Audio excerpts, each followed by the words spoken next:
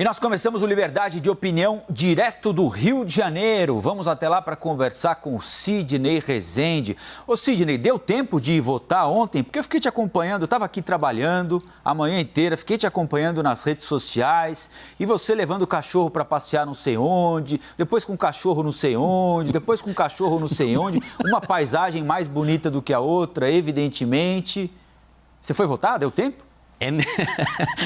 Poxa, Colombo, você me desconcerta. Senhoras e senhores, bom dia. Colombo também. Meu cachorrinho não pôde entrar na zona eleitoral, de fato. Você tem toda a razão em fazer esse elemento de ressaltar um pouco isso. Então, o cachorrinho ficou do lado de fora, assim, meio se esgueirando, me acompanhando, mas ele levantava a patinha. Quando eu voltei, parecia que tinha voltado da guerra. Eu levei mais ou menos um minuto e meio para votar. O cachorro me abraçou e tal. Eu achei que dessa forma eu estaria inspirando colegas como você e outros que fizeram uma bela cobertura, viu? Ah, tá certo. Você nos inspirou e nos deixou com um pouquinho de inveja, evidentemente também, né? Mas até do cachorro, viu?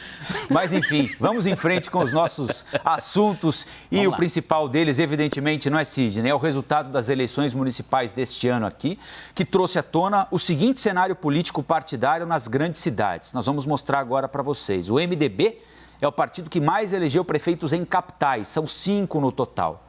O Democratas e o PSDB vão comandar 4 capitais cada um. O PSD tem 2, o PDT e o PP também têm 2. E o PT, pela primeira vez na história, não vai administrar nenhuma das capitais brasileiras.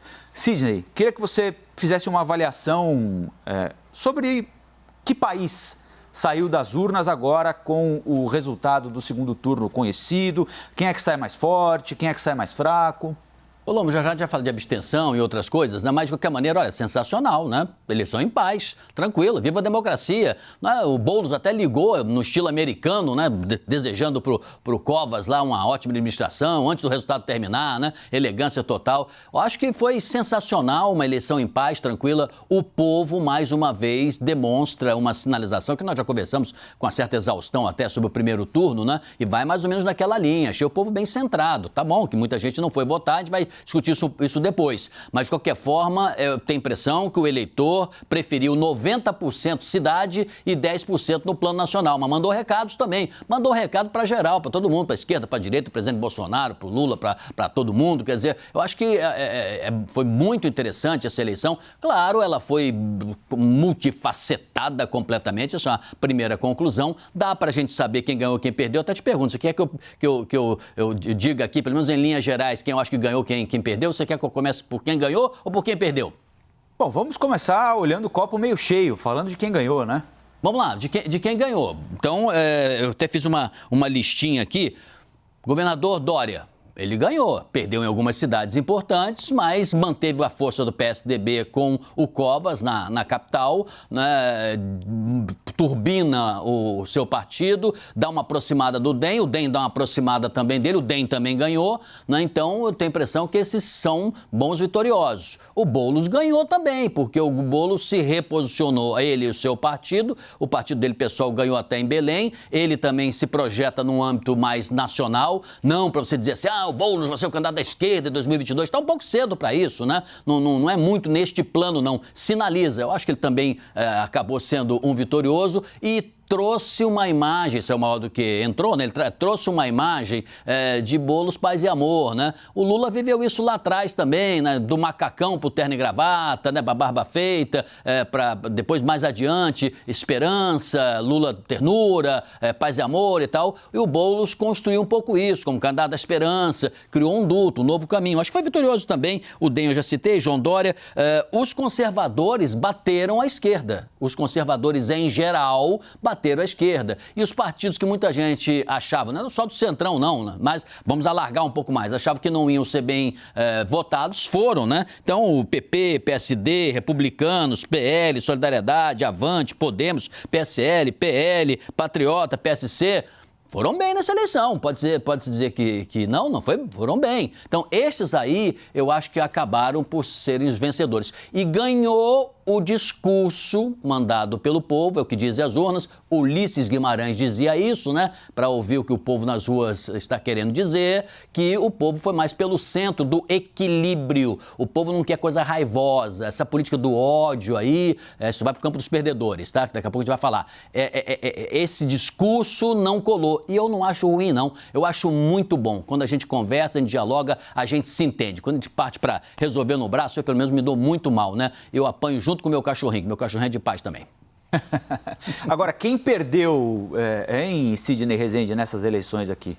Vamos lá para os perdedores. O PT perdeu, evidentemente, porque ele se apequenou em relação ao que ele tinha. Aí PT comparado com o próprio PT. PT dentro da esquerda já não pode mais ter aquela história de, olha, vem comigo, né? Não dá muito para ser por aí. Ele vai ter que sentar, conversar. E se ele vier muito nessa de vamos lançar aqui puro sangue e tal, vai ficar num tamanho, não sei se como está agora, se menor um pouco, maior um pouquinho, mas meio que por aí. Não vai conseguir uma vitória muito grande, não. Eu acho que o PT vai ter que renovar mesmo, mudar e de certa forma, se adequar a uma frente de esquerda, uma frente ampla, né, contra a direita e o bolsonarismo. Então, o PT realmente foi um dos derrotados. O bolsonarismo raivoso também tomou uma surra legal no Rio de Janeiro, apanhou, né, não vem dizer que não, os bolsonaristas apoiaram. O presidente gravou no primeiro turno, no segundo turno, apareceu dançando, né, com o prefeito Crivella e realmente não conseguiu alavancar o prefeito. A rejeição era grande, por mais que você não coloque 100% na conta do presidente, mas ele apoiou aqui, apoiou outros também no país, ganhou muito menos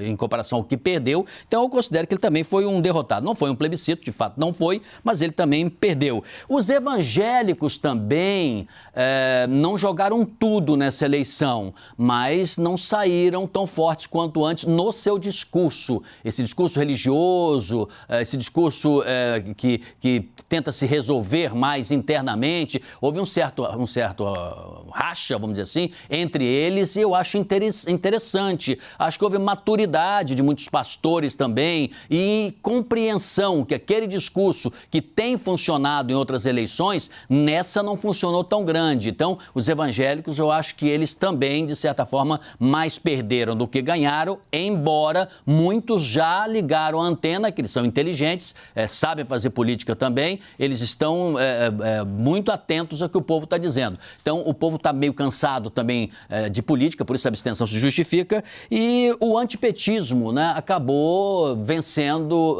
e derrotando o petismo, e isso também está nesse campo que eu tinha esquecido de falar de quem ganhou. Acho que no mosaico foi isso que aconteceu. Não acho que foi a vitória do Centrão, eu já disse, ninguém acorda de manhã e diz assim, vou votar no PSD, votar no PSC, não é muito assim que funciona, né? Mas, de qualquer maneira, houve uma rearrumação. Não foi um Brasil de mudanças que saiu das urnas, não. Não tivemos muitas mudanças, não. E até é engraçado que o povo ainda acredite nessa, né? Bota um garotinho assim, bem novinho, né? Com um óculos assim, moderninho, aquela coisa toda. Mudança. Daí você vai ver direitinho, o pai tá envolvido também em investigação de desvio de conduta, de recursos e tal. Não é exatamente assim, mas o povo acaba acreditando, né? E, infelizmente, essas coisas acontecem. Pois é. Vamos aprofundar um pouquinho mais a discussão sobre abstenção, Sidney, porque a média foi de quase 30% no segundo turno das eleições municipais de ontem, né? Houve lugares em que a abstenção foi maior, como aí no Rio de Janeiro, em outras menor, mas na média 30%, o que significa a maior taxa desde 1996. As maiores abstenções, além do Rio de Janeiro, Goiânia, Porto Velho e Porto Alegre. Se nós incluirmos nessa conta os votos brancos e nulos, o percentual chega a quase 50%. Sidney, é claro que houve o aspecto da pandemia, que inclusive adiou a eleição, transferiu a eleição de outubro para novembro, e esse me parece ser um fator absolutamente determinante. As campanhas foram mais curtas, ficaram encobertas pelo noticiário da pandemia. Por que, na sua avaliação, para além da pandemia, as pessoas decidiram não ir votar e muitas das que foram votar, votaram em nulo, votaram em branco, sempre lembrando que esta também é uma possibilidade, também é uma escolha, não é, Sidney? Votar em branco, votar em nulo. Colombo, de fato, você acertou na mosca ao ressaltar que a pandemia altera toda a regra do jogo. Se você pegar aqui, olha, 2000 era 19% de abstenção, 2004, 16%, 2008, 18%, 2012, 20%, 2016, 24%. Primeiro turno agora, esse ano, foi 32,8%. Tem algo anormal aí, né? Pandemia também. Segundo turno, 35,4%. Na média nacional, 29,47%. Olha, tem um contingente expressivo de brasileiros ocultos, de fato, que não entende muito o que está acontecendo, fica à margem, não participa do processo por esta ou aquela razão. Tem. Mas tem também um fator que eu acho que é o seguinte: o povo brasileiro está ligado na política, mas está de saco cheio dos políticos. Não há sintonia. O povo está de mal com os políticos. Está de mal porque o político diz que vai fazer, não faz. Aí o povo acredita no fulano, aí o fulano está lá enrolado na Operação Lava Jato. Acredita no cicrano, aparece um desvio lá, um dinheiro vivo, além da conta, no cofre, no meio da sala, dentro da mala, na cueca. O povo realmente está... Desculpa falar saco cheio, senhora, eu sei que é expressão muito popular demais, né? Às vezes a gente pode mal interpretar, mas, olha, o povo tá cansado disso. As pessoas querem realmente uma solução mais objetiva para o voto na prática, de gestão, no caso do município, de boas políticas, gente séria, gente decente, gente que honre, né, aquele velho político que existia no passado, de você realmente ter alguém que você podia acreditar. Isso está se esvaindo, então a abstenção aumenta. Agora, fez sol também, né, amigo? Isso pesa um pouquinho. A eleição já está aparentemente definida. O pessoal dá aquela fraquejada, não vai também, não é? Então não é todo mundo como eu também que participa da cidade, como você bem verificou e acompanhando a minha vida via as redes sociais, né? Não é todo mundo também que tem essa oportunidade, né? Mas eu acho que é um pouco por aí. É, mais ou menos por aí mesmo. Agora, Sidney, se a abstenção fosse menor, você acha que o resultado poderia ser diferente em algum lugar, assim? Claro, a participação seria diferente. Eu que vi pontos positivos, né, como um exercício de democracia de paz, se tivesse uma maior participação, nós discutiríamos melhor. Sabe, Colombo, eu vou conversar mais com você e eu falo assim, vou votar em fulano. Você fala, tá maluco? Esse cara aí, não sei o quê. É mesmo? Eu não sabia. Não, olha aqui, eu vou te mandar aqui o programa de governo, isso que você está dizendo não faz sentido, né? Ou vice-versa, a gente trocaria ideias e debateria com mais intensidade. Como isso não existiu, né, porque há um sentimento, não vou falar de política agora não, isso que eu comentava agora há pouco também, as pessoas já estarem com a sua paciência no limite, isso faz com que se tenha uma eleição um pouco diferente. Então, se houvesse uma maior participação, é sempre muito melhor. Eu sou totalmente a favor de se votar, de se participar, de se debater. Político bom é político que tem o povo ali no calcanhar dele, acompanhando. Quando tem pressão, tem mudança. Quando não tem pressão, eles fazem o que querem e nem sempre acertam. Às vezes mais erro do que acerto. Breaking News, CNN.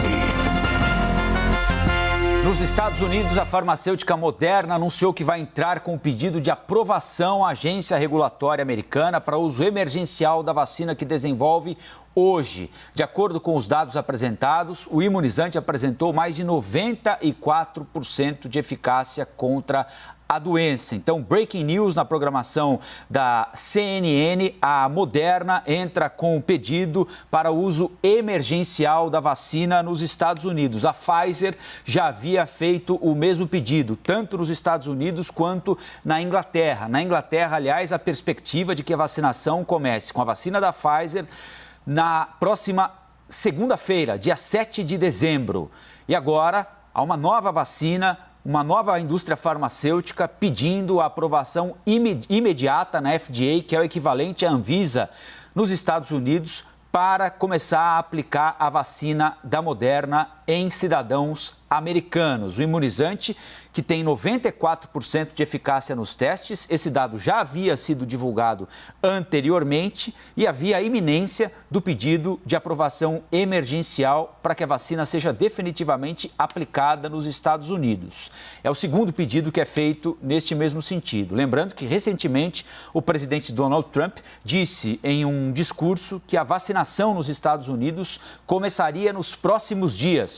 Ele não se referiu a nenhuma farmacêutica especificamente e não se referiu a nenhuma data específica. Porém, como ele perdeu a eleição e deixará o cargo no dia 20 de janeiro do ano que vem, tudo levava a crer que o presidente dos Estados Unidos estava se referindo a alguma campanha de imunização já a partir deste mês de dezembro. Hoje é dia 30 de novembro, último dia do mês de novembro, dia em que a Moderna, então, faz um pedido de uso emergencial da vacina que produziu contra o coronavírus para cidadãos americanos. Não há ainda um calendário de imunização. Agora, evidentemente, tudo depende da autorização do FDA, que é o equivalente à Anvisa lá nos Estados Unidos, que deve ser também uma autorização expressa, desde que respondidas todas as dúvidas, questões sobre segurança, sobre eficácia da vacina, que já foi comprovada pela Moderna, mas é claro que há um trâmite a ser avaliado pelo FDA. Esse trâmite será acelerado e, em caso positivo, em caso de liberação, é muito provável que a Moderna obtenha já para os próximos dias, talvez até para esse mês de dezembro aqui ainda, a autorização para o início da imunização dos cidadãos americanos. Daqui a pouquinho nós teremos mais detalhes a respeito deste Breaking News aqui na programação da CNN com nossos correspondentes nos Estados Unidos. Mais uma ótima notícia, não é, Sidney? Você veja, pé quente, hein? Ó, liberdade de opinião é a terceira ou quarta entrada aí, Breaking News, que você dá nessa nossa rápida convivência para dar notícias boas, né? Eu sou, assim, um entusiasta. Quanto mais vacinas, melhor. Tendo a vacina, aprovada a vacina pela Anvisa, sendo testado nos laboratórios mais importantes do mundo, tô dentro, tô lá na fila, esperando para receber a vacina. Que bom, né? Boa notícia, que bom. Ótima notícia. Daqui a pouquinho, nossos correspondentes voltam dos Estados Unidos com mais detalhes. Enquanto isso, nós retomamos o Liberdade de Opinião aqui, voltamos a falar sobre o resultado do segundo turno, disputado ontem em 57 cidades pelo país. O presidente Jair Bolsonaro vota no Rio de Janeiro, foi ao Rio de Janeiro para votar e depois da votação conversou com os jornalistas. E, entre outros assuntos, voltou a defender a impressão do voto já para a próxima eleição em 2022, quando ele provavelmente será candidato à reeleição. O presidente do Tribunal Superior Eleitoral foi perguntado sobre voto impresso, porque o presidente tinha falado neste assunto, o presidente Bolsonaro tinha falado neste assunto na hora do almoço. Barroso reforçou que não há possibilidade de fraude nas eleições. Vamos ver o que ambos disseram. O Paulo Guedes é 98% da economia, eu sou 2, eu era 1, passei para 2. Estou começando a entender. Tá certo?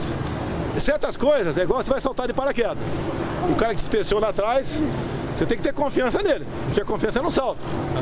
A economia está na mão dele, ele que decide. Como a Tereza Cristina decide a questão da pecuária, da agricultura. É assim, eu sempre evito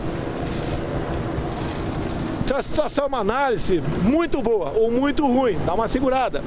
Eu não sou, o Paulo Guedes, ele tem suas razões, ele mostra números, não é só ele. O Banco Central vai ser independente para evitar interferência política, porque eu posso chamar o Roberto Campos, né? Roberto, eu quero isso. Se não fizer, vou botar o João no teu lugar aí. Eu não quero isso. Eu não quero isso.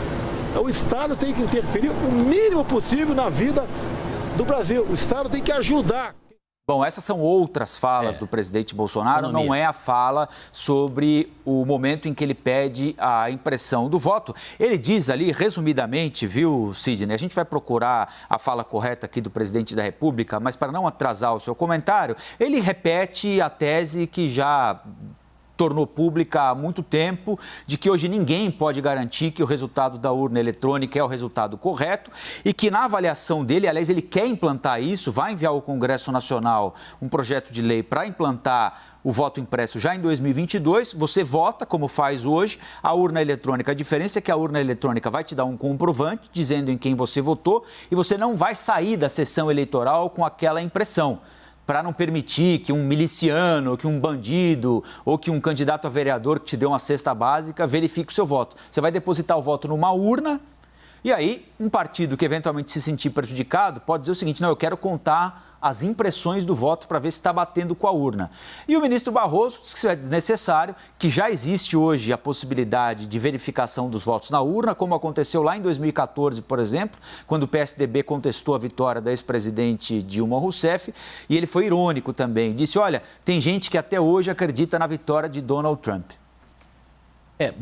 Eu não sou daqueles que têm uma vontade com o que o presidente propõe, não. Eu apenas não gosto quando tem uma ilação, uma acusação, uma afirmação sem provas. Então, o presidente querer propor um aperfeiçoamento ao processo eleitoral, não vejo problema nenhum. Todo mundo atacou o presidente e tal, pode fazê-lo. Dizer que tem fraude, bom, aí tem que provar.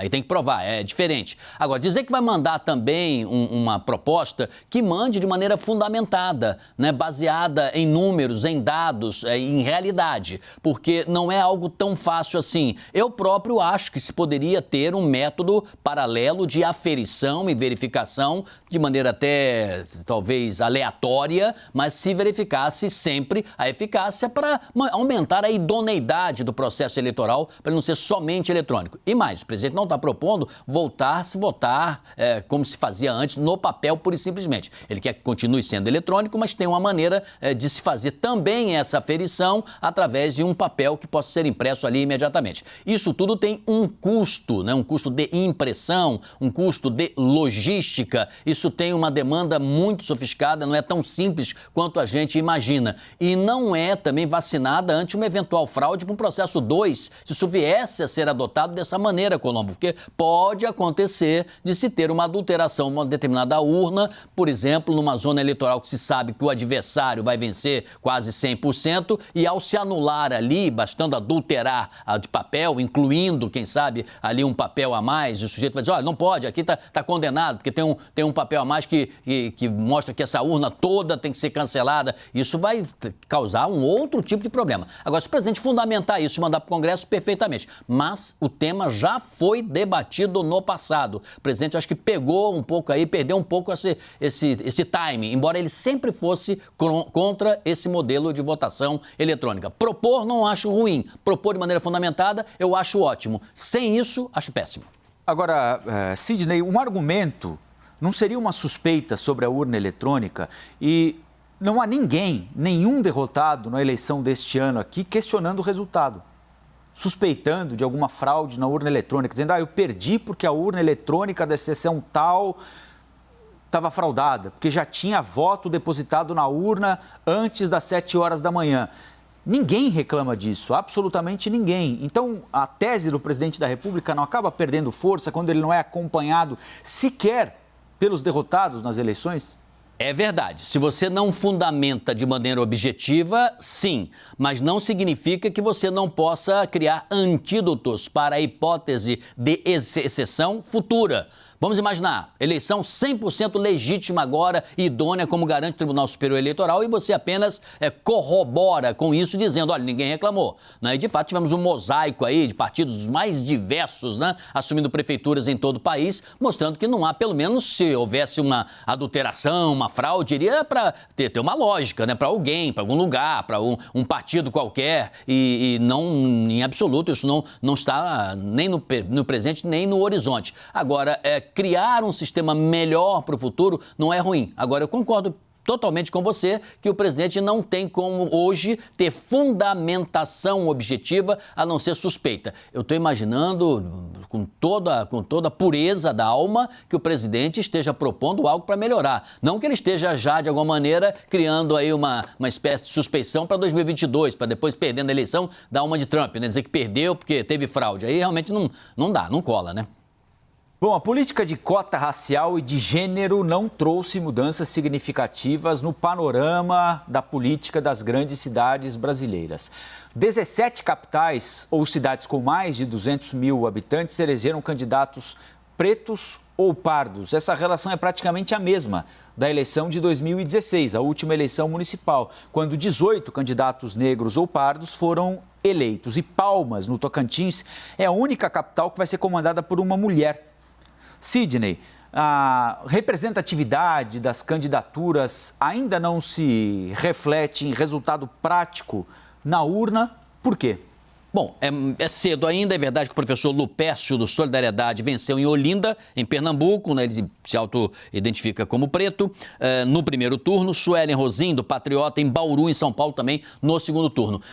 Nós somos brasileiros, Colombo, a gente quer resultado na hora, a gente quer agora, né? Você entra num restaurante, você quer aquele prato agora, né? E aí tem que aprontar, você vai entregar na sua mesa, botar na sua mesa lá 20 minutos, meia hora depois. Então, é um processo. É um processo. Se o racismo estrutural de fato existe, e eu sou daqueles que acredito que sim, então vai demorar um pouco a se ter essa aceitação mais ou menos natural, que combine competência com aspectos da cor da pele e uma relação menos hostil, menos preconceituosa do eleitor em geral para se votar, por exemplo, em pessoas pretas ou negras. O mesmo em relação à mulher, que entrou muito tarde no processo político, que apesar de se ter espaços hoje legais para que a mulher se sinta representada e seja representada, também não é um processo tão fácil assim. Mas nós vimos aí no segundo turno, eu acompanhei aqui pela CNN, eu via lá no telão, em muitas situações a mulher vencendo, né, o adversário do sexo masculino. Então isso prova também que nós tivemos embates que a mulher venceu, não em quantidade que nós gostaríamos rapidamente. Acho que é um processo, se a gente continuar nesse caminho, nós vamos chegar lá. É preciso ter um pouco de paciência, se constrói um país mais justo, mais democrático, de agora para o futuro. E não de agora para o passado, porque o Brasil é ainda muito injusto, mas dá para ajustar. Eu sou confiante, estou confiante, sou uma pessoa que tem muito otimismo nesse aspecto, que nós vamos virar essa página mais lentamente, mais rapidamente do que a gente imagina. É isso então, Sidney. Muito bom. A gente volta a conversar ao longo desta semana aqui. Amanhã já começa o mês de dezembro, último mês do ano. Agora você vai lá para a rádio e depois do almoço vai caminhar por onde no Rio de Janeiro? Tem muita gente querendo te encontrar no Rio hoje. Você vai estar mais ou menos em que região lá, Sidney? Basta me seguir pelas redes sociais, no Instagram, Sidney Rezende, vai fácil, ou também pelo Twitter também. Eu estarei sempre aqui caminhando, buscando estar ao lado daqueles que amam o Rio de Janeiro e a nossa orla e as nossas belezas naturais. Convido você quando vier ao Rio para fazermos esse mesmo passeio. Eu e meu cachorrinho. Eu vou levar o meu também, então. Ih, caramba, é perigoso, hein? É. Ele aproveita para fazer um merchan das redes sociais dele, viu? O Sidney não é fraco, não. Valeu, Sidney. Até mais, hein? Um abraço, gente. Tchau, tchau.